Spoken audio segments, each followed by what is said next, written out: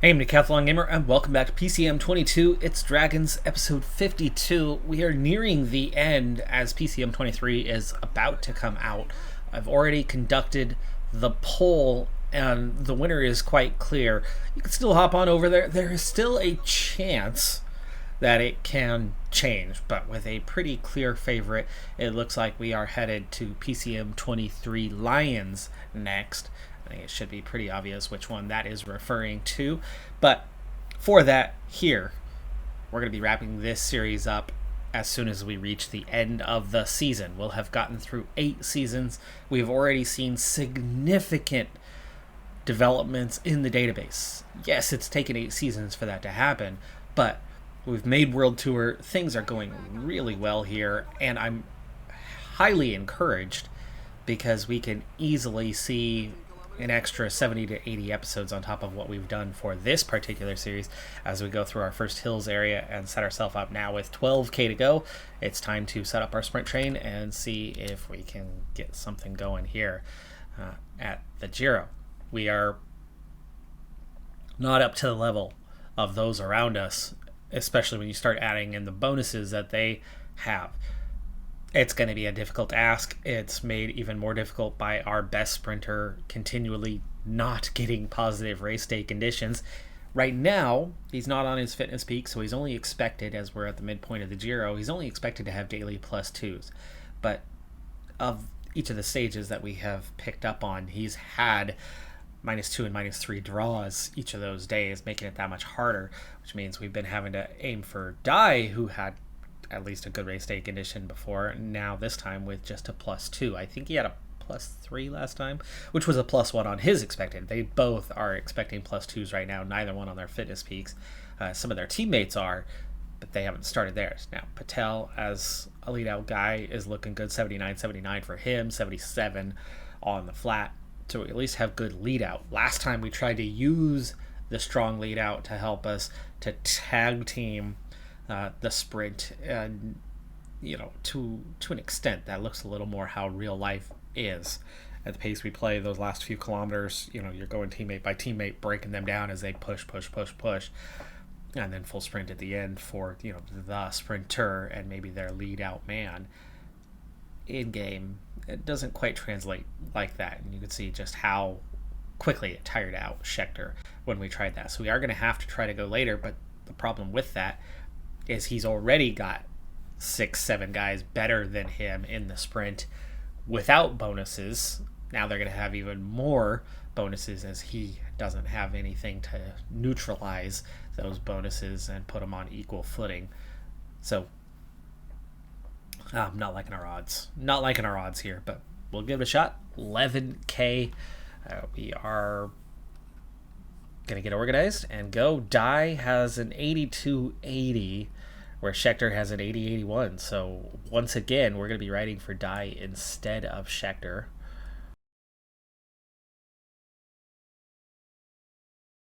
So 11k to go. We're going to get Zamagliev out front here, and Ben Dodd and others are slowly closing a bit, but we have undulation on the way to the finish line. That should be a good thing for us, but you can see that it looks like it's below the 3% threshold as Zamagliev now trying to get us forward with the team in check. Already down to 7k. It's really time to start putting our foot down here. That's it for Zamagliev. On to Ben Dodd. He's only a 73, so we're not going to be counting on him. Let's go ahead and gel up for everyone, and let's get on to 5k. No, we'll wait a little bit longer on Demo, as he's the lead out to the lead out, and that's it there. 4.5 on to Islamov.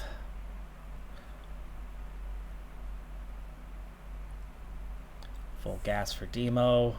There's that little hill, and we did get a good run through there, but look how weak these guys are already. What the heck?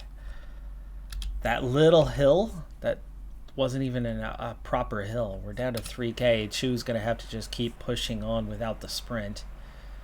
2.3. We're gonna sprint coming out of this corner.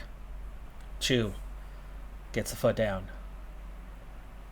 gives us a really good lead out. Are you kidding me? That was fantastic lead out there. Patel. Here comes the fast guys. Schechter, 500 meters, and he's not going to make it. We're going to give 20 more meters to Patel. A quick pause, unpause. That still hurt Schechter even more, but that asked a little bit less of him. He's not going to win, though. We couldn't have been in a better position in that final kilometer than we were. We were out front. We had the lead out. We had our sprinters. Now, Schechter, running out of red bar 30 meters before the line should matter. Having to wait another 20 meters to get him started should matter. But those 50 meters didn't decide that. That was the best lead out that we can possibly get, and we still were beaten handily. Schechter still only managed to get 6th place. Without... Wait, what happened to Dye? What happened to Dye? Where was Dye in that mix? Dye should have been the one that I was leading out for, so actually we should have had enough to finish that off, but Dye was not there on Schechter's wheel. He was still chasing, and he ended up in 9th. He was not on his wheel. At least I don't think he was. Did I just accidentally do that by default where I was trying to sprint for Schechter because he's our normal sprinter? Or was I correct in recognizing that Dye was not there for the sprint at the end? Otherwise, that one's on me. No, Dye is still right there on his wheel. What the heck? So that was my bad. We could have gotten a little bit more. However, from the looks of things, as late as that was set up for us, I do that 50 meters earlier. I send Dye just before the end. Either way, he's not going to have enough. He's not even overtaking Schechter there. He's going to be better than 9th. I think he would be 7th behind Schechter, maybe 8th. But it's, he's gaining half a wheel. That's it. That's it. Because there just wasn't enough left. Anyway, bottom line, without the bonuses, these guys are too strong for us. That was set up as well as we could be set up, and still couldn't manage to get something. So here at the Giro, where I was like, okay, we can't compete for the GC, let's go for something else. Even with our max sprinter team, they're just not good enough against the best. It seems like every team brought their best sprinters to this race. You show up to the Tour, which will be there soon. We show up to the Tour, and I wouldn't be surprised at all if there's hardly a decent sprinter there, but everybody's got their best GC guys, which is where we're focused on for that one. So maybe unlucky. With a sponsor objective of winning the race, it's not going to happen, because success is win. There is no going super success, because there's no more. You can't do more than win. Partial failure would be podium. 4th place is a complete failure. Knowing that there was no way we were going to grab a top 4 finish, that's why we set up the alternative strategy of let's go win some stages and let's see if we can win the green jersey. Schechter is just not competitive enough. Stage 13, we just went ahead and quick simmed. And here, even when he finally grabs a stage podium, he doesn't grab a stage podium. He's 3rd in the sprint. 4 riders from the break go on and win the stage. So even then, it still translates to a 7th place finish on the stage. So we can't even get a stage podium, let alone a stage win. This is going to be a total failure with absolute no bonuses. And we're already looking at sponsor confidence of just being in the happy zone. This could drop us all the way down to neutral, meaning if the series were continuing into next year, and it's not, but that doesn't mean you want to just hang up and give up on your goals. Our first year as World Tour has been a challenge. Obviously, we've had to quick sim almost everything, and on paper, we're good for Continental Pro. We were very competitive for Continental Pro, but for World Tour, our weakness is our deficiencies are really showing up. A success would be a 19,000 increase, and that's a good amount of extra money. It's obviously 19K short of where we would want to be for the year, and June is still ahead of us. You still have the national championships, but at World Tour level, what kind of boost are you going to get for those? It's going to be pretty marginal. I would think we would get enough of a boost to maybe get back to where we're at after this mega failure of losing, our first place at the Giro. But then we've got to go and get top 3 at the Tour de France, which translates to the same thing. The only way to get a super success is to win the Tour. Success would mean a top 3, and a partial failure would mean a top 5. So at least we can stretch down a little bit further on a top 5. Maybe possible. Top 10 seems much more likely, but that would be a complete failure. 6th place would be a complete failure. So again, difficult ask to translate that into anything positive for us, especially. I didn't realize just how quickly PCM23 was coming up on us. I went out of town for that week, and here I am struggling, going, oh my goodness, the time of recording. The game's out in 2 days, and they sent me my new keys yesterday because I had my advanced look at it, but I only had a few days of that. I have my keys. I could start recording, but I'm going to wait for the database to be available, as I would like to play with the database. You've already seen content, you've already seen footage. I'm not going to put out another random episode and take time to do that when we have active series and, like this, some series to wrap up.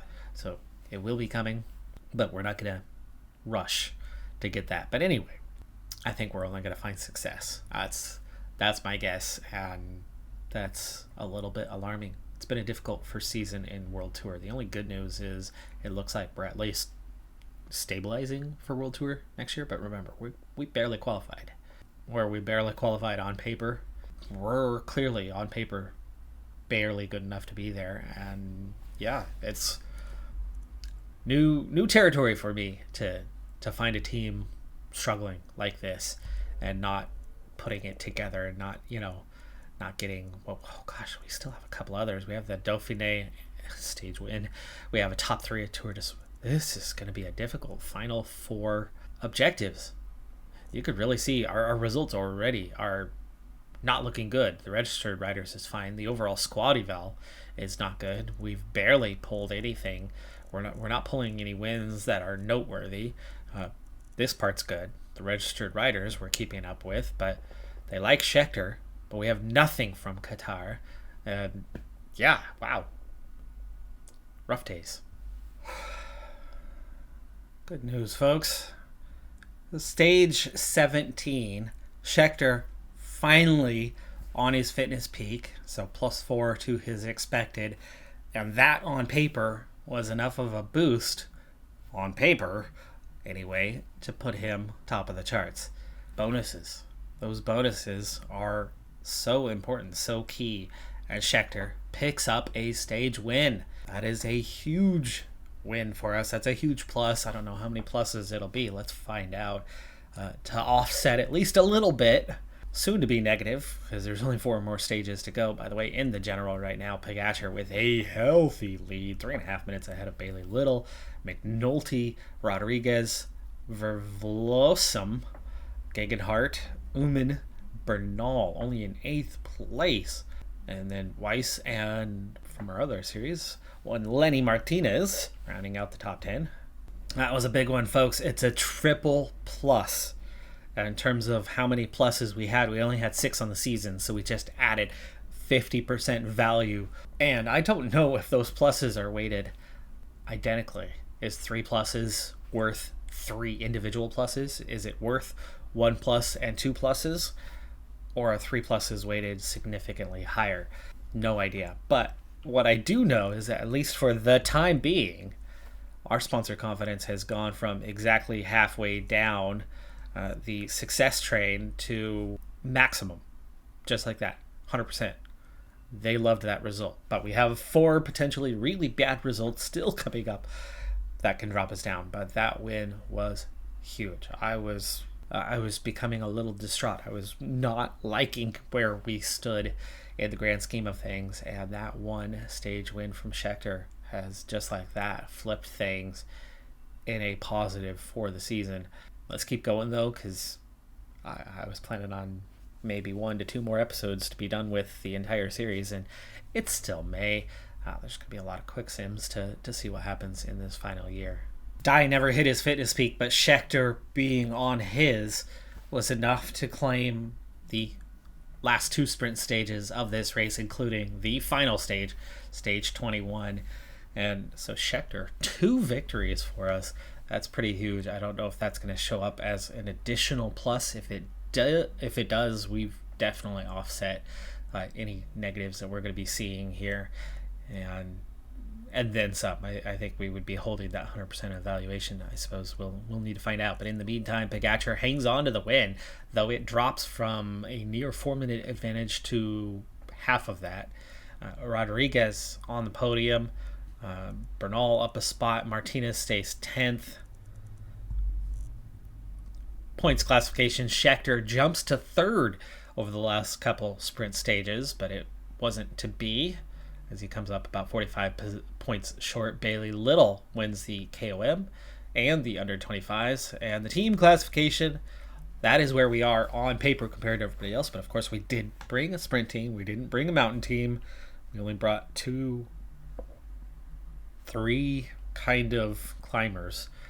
So they were probably picking up the best times on each and every mountain stage, and not good. Because when you look back at the GC, we moved up a bit on stage 20. Demo was 25th, moved up a little bit, ended up in 20th position. So Demo was our best. He's a 77 mountain, folks. That's a barely domestique kind of level for a Grand Tour. Okay, showing up on that noteworthy results, it says stage win, parentheses around the S for the plural, so we don't get additional pluses. We had already locked that in with the single stage win. So then, as the race ticks by and we get the complete failure, and that X, big red X, shows up on a 3.5 star objective, it does drop us back down. But the fantastic news is we did, as I was hoping and planning, we not only offset the loss, we improved upon it. We are right on that edge of super success right now at about 87% on the evaluation. We were 75. So on balance, we gained a net positive of about 12% to our evaluation by switching it up, knowing that we weren't going to win this thing, even if we brought our strongest team. And going out there with our sprint team, without the fitness peak, Scheckter was second rate as a sprinter. I mean, he was nowhere near those top tier guys. I mean, we had that stage where he was in perfect position and was beaten handily, and even had I sprinted Dye at that point, Dye didn't have enough to even overtake Scheckter. He would have only gotten up alongside him, and that's it. So there was no way we were winning that stage, even despite the minor error that I made there. But throw in that fitness peak, and suddenly on paper Scheckter was good enough. The bonus making the real difference, and then he goes on and wins 2 of those.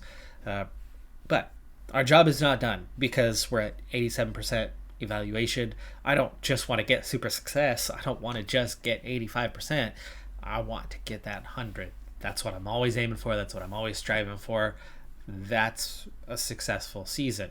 It's a good measure, right? As we grow, as we develop, as we move up the peloton, as we move up the rankings season by season, what can you compare? Well, the sponsor thinks you're this good.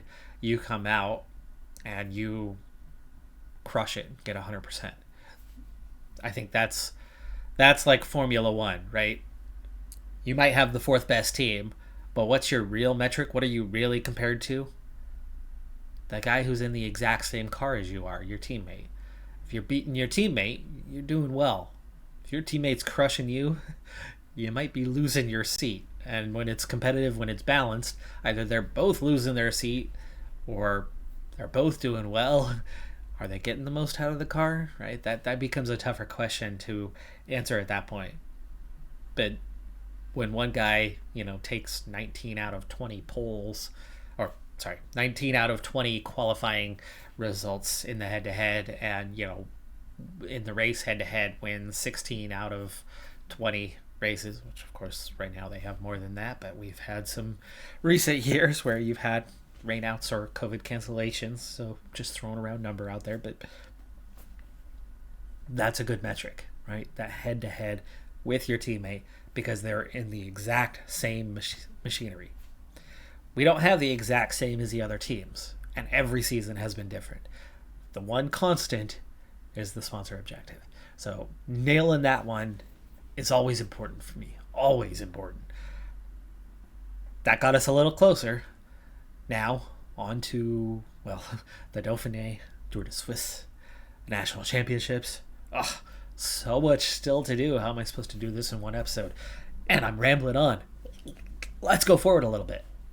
We're on to the Dauphiné. In real life, Alaphilippe just picked up his first win in quite some time. I think it's been a year or two since Alaphilippe had a win. Maybe he had one or two last year. I know he absolutely had a struggle after being so dominant for so long. But anyway, Setenkaya gets in the main group, but as you see so often in this type of scenario, the non-sprint stage, you see that a lot. You're either at the very front of the group or you're the last one in the group. See that all the time. This time, last one in the group. Stage 2 sees our leader, Kasim Reddy, who is just back from an injury and has pretty low fitness, claim 4th place. For an absolute rarity, I'm going to go ahead and actually use the training camp option for the tour to help set us up for that. This year I have not actually done that even once, so I'm not sure how much of an impact it's going to have on rider preparation other than getting you a +1 on those stages, those key stages, which in this case is stages 8 and then 18, 19, and 20. 19 and 20 are two of the very key stages of this one, and 8, it's up there. So some big mountain stages, and I can't get the whole team covered for that because I've got a number of guys at the Tour de Suisse. Normally, I would organize that a little more carefully. I'd have all of these guys riding together at the Dauphiné minus the one additional, and then not have them riding at the Tour de Suisse, which is just a couple weeks before the tour. You'd rather have a bit more of a break, a bit more of a recovery. That would free them up to go on the training camp. But again, I don't know how much of a fatigue factor that this is going to apply to these guys. But the ones that are not going to the Tour de Suisse are going to get this training camp.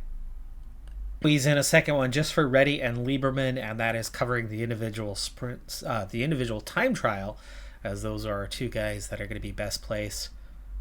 Oh, gotta have at least 4. Okay, we'll send 2 more with them. Or just send 2 random teammates with them. Stage 7 at the Dauphiné was the first big mountain stage, and Kasim Reddy only managed to go 11th on the stage. That drops him down to 8th position in the overall. Not looking great for him. There's Stanard and Martinez as the top 2. Gregoire, he's got a 79 mountain. He's not just a puncher, is he? On the final mountain stage, Kasim Reddy keeps his 8th position in the overall. We were looking for a stage win here and never managed to get it. We got, I think, 4th place with Reddy, and that was the best we were able to pull together in the Dauphiné. We're going to expect to see the sponsor confidence fall down a bit, I would think. Tour de Suisse is getting started, and this one we need a top 3 in. And we just had our best guy there. We do have Lieberman for this one, Demo and Tereskin, Musabekov. We have some capable climbers, but not the elite level. So this Tour de Suisse could be complicated as well. Amazingly, even after failing, it didn't pull us below where we were. We're still at that 87% threshold at this point in time. With 2 stages left in the Tour de Suisse, things are not going well. Musabekov and Tereskin are both outside of the top 10, both 4 minutes down. There's not much opportunity left for them to move up.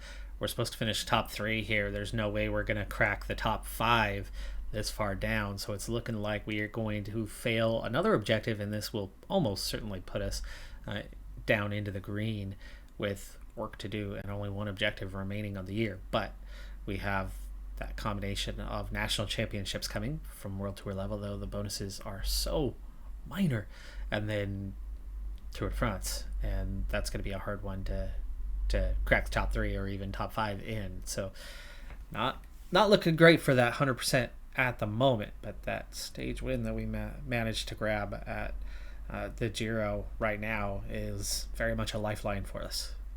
Lieberman ends up sick and withdrawing from the race. Tereskin and Musabekov could not put anything together, so we don't even finish in the top 16. Really poor race. Musabekov gets 17th, 9 minutes down. Gallo has taken the win, 24-year-old with an 80 mountain, 78 hills, and decent time trialing. Not a great rider. Absolutely could have expected more of our team than what we saw. Ayuso is obviously good, but you would think that we could get in the neighborhood of Arnsman, but not on this occasion. So big failure there. That's going to knock us down a little bit more. Let's go ahead and proceed that one day and see how that sponsor confidence is looking. And it's back down into the mid green. So we are, I'd say, about 1%, 2% above where we started the day. We've only had the stage win from Scheckter to offset a trio of negatives. Now we only have a single potential negative left, and then we've got to get through the national championships and see what kind of boost they can provide, which in the past, when you get to World Tour level, usually I'm at 100%, so we're not seeing it, but usually from what I've seen in the past, the World Tour versions just don't add up to large positives. They largely get ignored unless it's wins, and then I think they're minor. So we'll see if that is still the case. We'll see what kind of boost we can get from that. But for next episode, we're going to try, if we can, to get all the way through the national championships, all the way through the Tour, and then in the following episode, we'll get all the way through La Vuelta and Il Lombardia to wrap up the season. We will throw in just a quick look at the signings for next season, as I've really not put the time into the dossiers for this year. It's many hours of work that I just haven't put in this time around because we're wrapping things up. And I actually have most of the dossiers empty for the most part. Most of them should be at that 100%. Most of it is our existing guys or the best that are out there. I did not go hunting for a 6-star prospect for this year. So if there is a new one, I didn't find it. It would have taken me hours to try to find, and I'm definitely not going to just jump in the database itself, the editor, to look and see if somebody's out there. I don't cheat. So anyway, that's where we're at. If I can, it's going to be 2 more episodes to wrap this season and series up. That would make 8 seasons in the book. And then we'll be getting started on the new one with PCM23 here quite soon. I'm a Decathlon Gamer. Like, comment, subscribe, and I'll see you next time. Have a good one. Be safe out there. And bye for now.